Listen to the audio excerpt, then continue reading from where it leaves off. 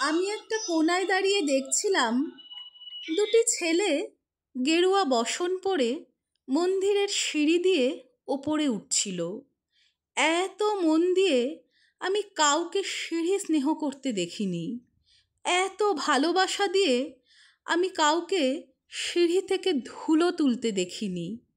সিঁড়ি না, যেন জননীর ত্বক থেকে ধুলো তুলছিল। এভাবে সিঁড়ি থেকে ধুলো মুছতে আমি কোথাও দেখিনি। স্থিতপ্রজ্ঞ মহারাজকে জিজ্ঞাসা করলাম, ছেলে দুটি কে? মহারাজ মৃদু হেসে বললেন, একজন নিউক্লিয়ার ফিজিসিস্ট, একজন IBM এর 6 লাখ টাকার চাকরি ছেড়ে এখানে এসেছে, সিঁড়ি ধুতে এসেছে। যে সিঁড়ি দিয়ে মানুষ ওপরে ওঠে তা যেন পরিষ্কার হয়। মহারাজ চলে গেছেন। সন্ধ্যা নেমে এসেছে গঙ্গায়। আমার ভেতরেও নামছে সন্ধ্যা।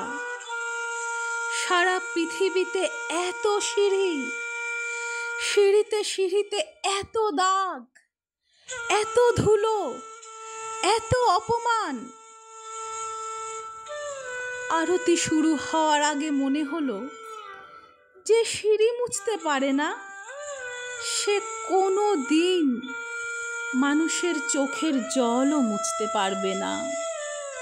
কবিতা বেলুর, সুবোধ সরকার, কণ্ঠে রিমঝিম মৌলিক।